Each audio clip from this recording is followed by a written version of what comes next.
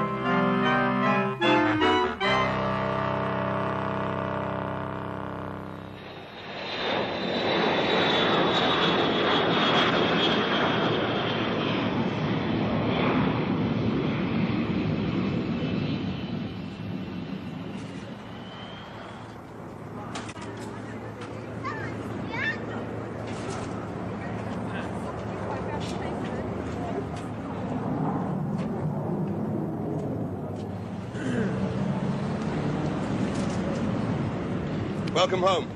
Good of you to come. I do have a little influence in the metropolis.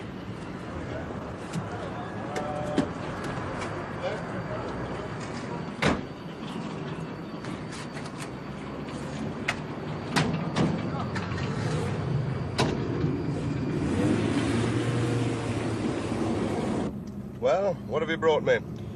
A report on American interrogation techniques. Yeah. A bottle of bourbon you simply can't buy over here. Oh, better. And a replica of the Hauptmann ladder. Funny. A ladder leading to an electric chair, as though it were a scaffold.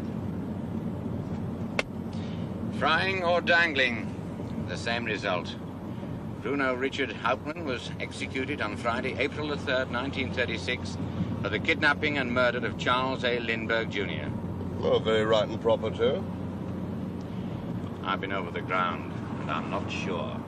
Yeah, well, I've been over the papers, and I'm ready to test you. Like old times? Old crimes. Old friends.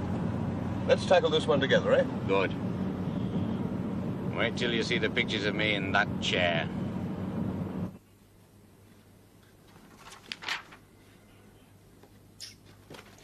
Not uncomfortable, but then I wasn't wired up and claiming I'm dying an innocent man.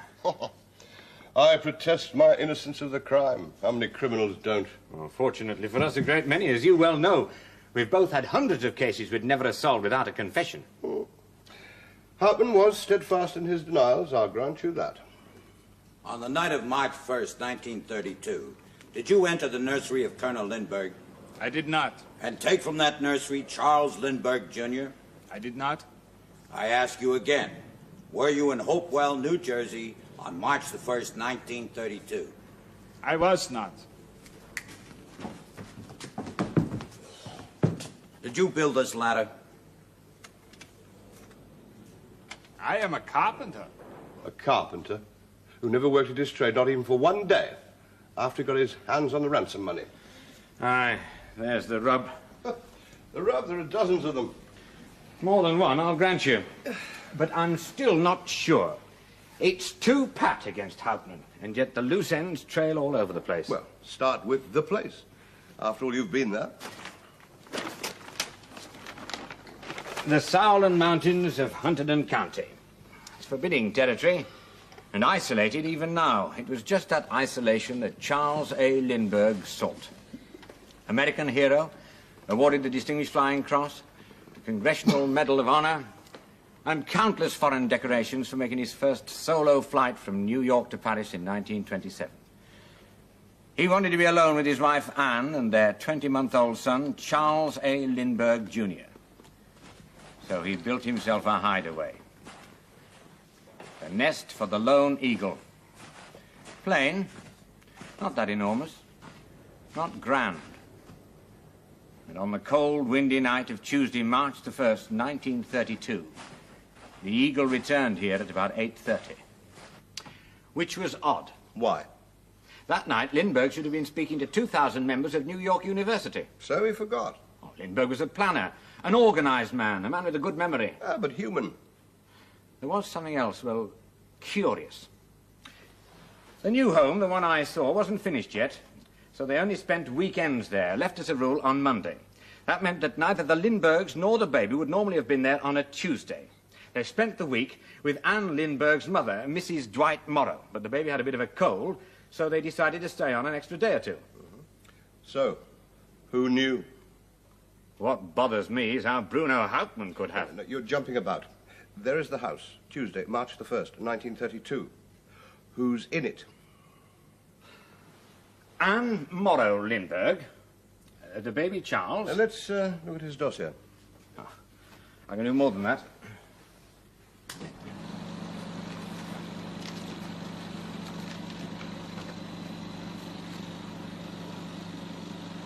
Age 20 months. Weight 27 to 30 pounds. Height 29 inches. Hair blonde, curly. Eyes dark blue.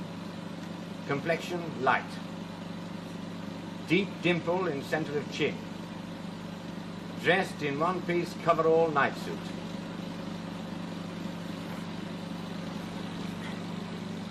It doesn't mention that 2 toes of the right foot overlapped. Oh, it's always good to keep one item in reserve. Next. Charles Augustus Lindbergh himself, as he was 5 years after his epic flight in the Spirit of St. Louis. An airline consultant, TWA was then known as the Lindbergh Line. He also did some work for the Rockefeller Institute for Medical Research. He did some pioneering work on heart machines. Yeah, then the staff, Oliver Whately Butler, his wife Elsie, cook housekeeper, and Betty Gow, the child's nurse. All very respectable, all Scottish. Anybody else? No, apart from Wagoosh. Whoa. The wire-haired fox terrier, who was no watchdog. No. So there's your cast. Where are they located? 2 separate times are important. The first is just after 9. Elsie Whately and Betty Gow are here in the Whately's bedroom, admiring Elsie's new dress. Oliver Whately is downstairs here in the servants' sitting room. The baby, it is thought, is in the nursery. Colonel and Mrs. Lindbergh are here in their living room. And there is a sound. It was the breaking of wood, though it didn't sound like a branch breaking off in the wind. I had a vague impression that perhaps the slats of an orange crate had fallen off a chair in the kitchen. Didn't seem to matter. Not then. Was it the sort of noise that would come with the falling of a ladder? Yes, it was, if the ladder was outside. The second important time is the moment of discovery. It is now 10 o'clock. Anne Lindbergh is here in the Lindbergh's bedroom. Oliver Whately and Elsie Whately are here in the kitchen preparing Mrs. Lindbergh a hot lemon drink. Colonel Lindbergh is at his desk in the library. He's been there for about half an hour. Betty Gow is in the nursery, and the baby is not in his crib. Miss Gow called to me in a rather excited voice and asked me if I had the baby. I immediately went upstairs into the nursery. From the appearance of the crib, I realized something had gone wrong. Anne, they have stolen our baby. They, you notice. Who were they? One man was charged, one man was executed. The state will prove that Bruno Richard Hauptmann, alone and unaided, planned the crime, prepared for it, and executed it. He broke into and entered at night the Lindbergh home with the intent to commit a battery upon that child and with the intent to steal the child and its clothing, and he did. Then as he went out that window and down that ladder of his, the ladder broke. He had more weight going down than he had when he was coming up, and down he went with that child. In the commission of that burglary, the child was instantaneously killed when it received the first blow. That's what David Willents, 39 years old, an Attorney General of the state of New Jersey, said at the start of the trial he would prove. At the end, in his closing speech, he alleged something quite different. Let me tell you this.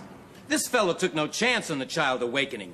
He crushed that child right in that room into insensibility. Life meant nothing to him. That's the type of man we're dealing with. Public enemy #1 of the world. Take a look at him as he sits there. Look at him as he walks out of this room today. Panther-like, gloating, feeling good. Certainly he stilled this little child's breath right in that room. Yanked from the crib and its head hit up against the headboard. Must have hit against that board. Still no outcry. Why? Because there was no cry left in the child. To use the chisel to crush the skull at the time and to knock it into insensibility? Is that a fair inference? Not if he also seeks to prove the child was still alive when it fell from the ladder. Either this man is the filthiest and vilest snake that ever crept through the grass, or he's entitled to our acquittal. And if you believe as we do, you have got to convict him. Which they did. And they had grounds. Good enough grounds? You want to prove they weren't? The burden of proof. They proved a lot against Hauptmann, I'll grant you. But one thing they didn't prove... No. First, spell out what they did prove. Well, one thing they did prove, and proved incontrovertibly, was that he passed gold certificates. Here's one. That were part of the ransom money paid by the Lindberghs before the child was found dead. The demand for it came this way. On the radiator grating under the southeast corner window, Lindbergh spotted an envelope. He didn't touch it. He ordered the servants not to touch it. Then, when the police came, Jersey trooper Joseph Wolfe used the blade of a penknife to move it onto the mantelpiece. It stayed there until just after midnight. Corporal Frank A. Kelly, a fingerprint expert, tested it for fingerprints and found none. Then the deputy commanding officer, Major Charles Scherfel, slit it open, and it contained a note. It wasn't easy to read. Dear Sir, have $50,000 ready, $25,000 in $20 bills, $15,000 in $10 bills, and $10,000 in $5 bills. After 2 to 4 days, we will inform you where to deliver the money. We warn you for making any ding public or for notify the police. The child is in good care. Indication for the letters are signature and 3 holes. The signature is a curious symbol, and the 3 pierced holes are spaced in a horizontal line. They wanted $50,000? Notice you said they. Instinctive reaction. I mean, #1, we will inform you and we warn you. I'll give you instinctive reaction #2. $50,000 isn't much. It wasn't much even in 1932. Not for Lindbergh, whose individual assets were more than $500,000. Not for his wife, who came from one of the wealthiest families in the United States. Her father, Dwight Morrow, died in 1931, and his estate paid more than $1 million in inheritance taxes. So $50,000 would have been chicken feed to them, and to a gang. I mean, any gang would have demanded more. And a clever gang would have gone for somebody a lot wealthier than Lindbergh. And a really clever gang would have gone for somebody less famous, less revered, less likely to attract such vast publicity. This was a public outrage. By a public enemy. Like somebody who wanted something other than money. Like who? Like Al Capone. Who was in jail. Oh, certainly. He was in Chicago's Cook County jail, starting off an 11-year sentence for income tax evasion. It didn't stop him talking, though. It's the most outrageous thing I ever heard. I know how Mrs. Capone and I would feel if our son were kidnapped, and I'm a sympathizer with the Lindberghs. If I was out of the jail, I could be of a real assistance. I have friends all over the country who could aid in running this thing down. And to that he added his own personal reward of $10,000 for the safe return of the child. He never had to pay it? Yeah, well, maybe he knew he'd never have to. Especially after his second offer was refused. That was simply, give me a pardon and the child will be returned. It was an offer the United States Treasury refused. It was an offer Lindbergh refused. Are you saying they were wrong, too? Never. I'm merely putting on record the fact that he, Capone, said, and said more than once, that he could produce the child alive and well. The child was found on May the 12th, 1932, dead, buried in a shallow grave. And that was 2 months after the kidnapping. Now, as the crow flies, that grave is less than 3 miles from the Lindbergh home. But 6 miles along the roads, which, believe me, are narrow and winding. Yeah, but still not much of a search. Well, they weren't looking for a grave. The law believed the child was still alive. That's why they held back a bit on any hunt. Their concern had to be the safety of the child.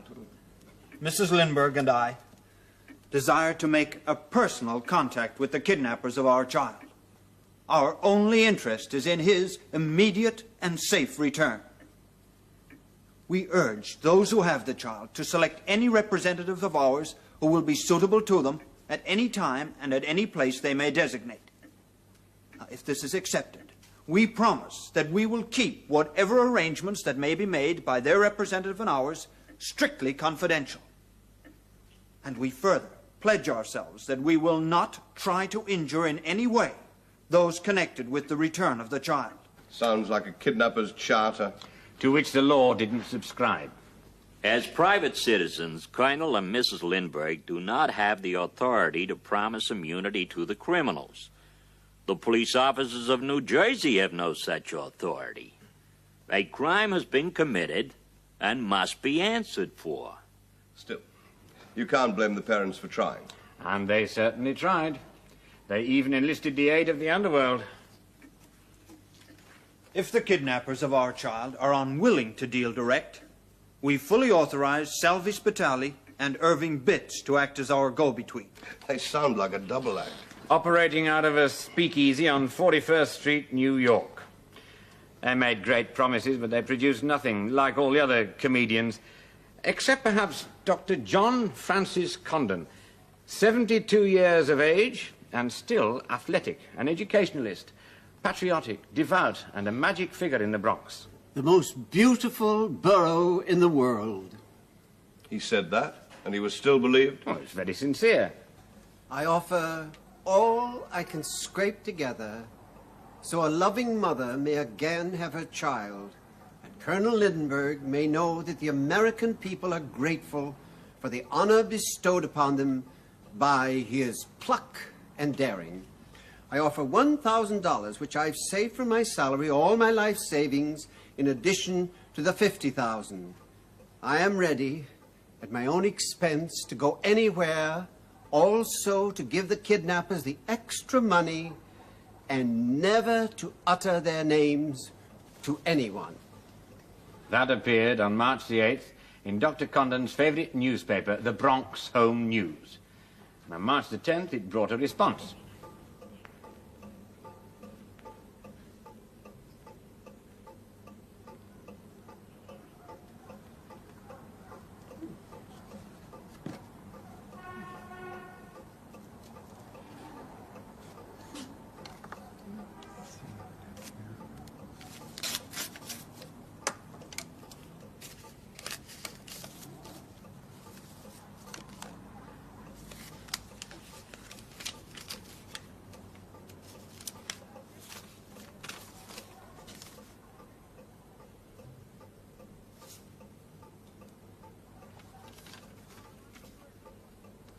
Dear Sir, please handle enclosed letter to Colonel Lindbergh.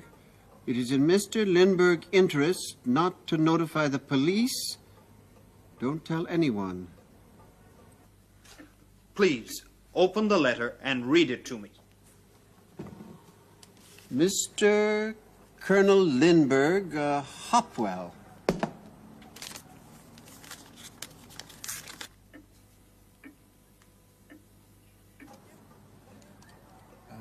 Dear Sir, Mr. Condon may act as go-between. You may give him the $70,000. Make one packet. The size will be about...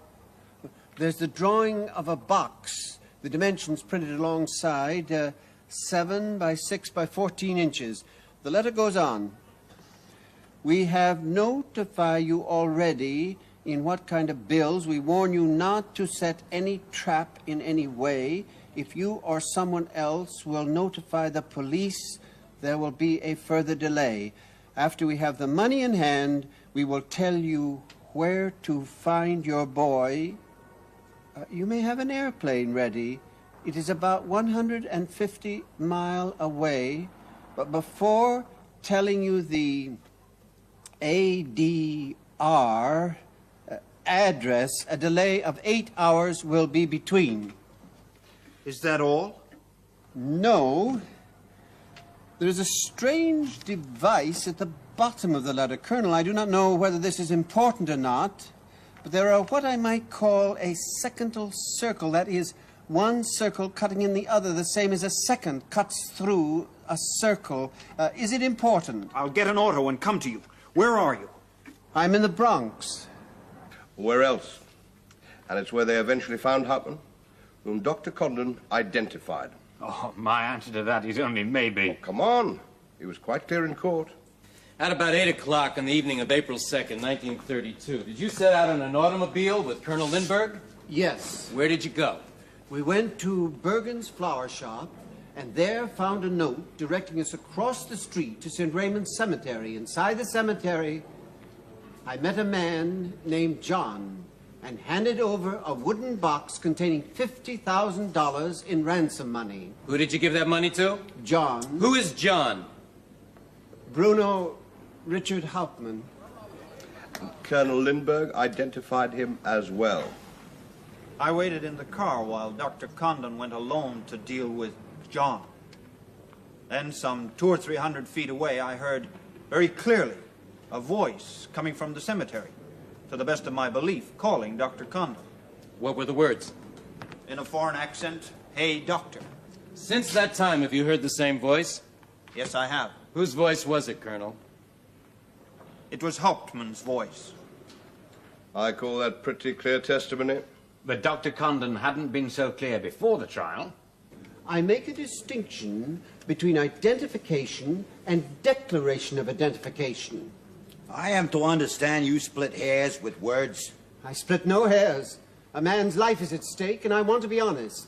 In the Greenwich Street police station, you said it was not the man. No, sir, I did not. You never said it was the man. I never said it was or was not. Because you're not sure. Because I made the distinction between declaration and identification. Identification meant what I knew mentally. The declaration meant what I said to others. You were brought there for the purpose of identifying Hauptmann. I was, yes. And you didn't identify him, did you? I take exception to your language. You want to make it appear as though I was dishonest. And I'm not. At one stage, the great defender Edward J. Riley went even further. He seemed to be insisting that Dr. Condon had set the whole deal up himself. Dr. John F. Condon telephoned you to say he had received a note with oddly overlapping circles on it. Yes? Didn't it seem strange to you to receive a call of this nature from someone you didn't know? Not under the conditions, no. Something like that had to happen. Didn't it strike you as peculiar that Dr. Condon's letter should be answered immediately after it appeared in the Bronx Home News? We considered it, but we realized that after the original circumstance, the sequence of events would probably be peculiar, not according to the ordinary logic of life. But didn't it occur to you that the mastermind of the crime might have both placed the advertisement and answered it himself? I think that is inconceivable from any practical standpoint. But isn't it true? In every development, Dr. Condon acted alone, unseen. Yes? Well, take the night the $50,000 ransom was paid.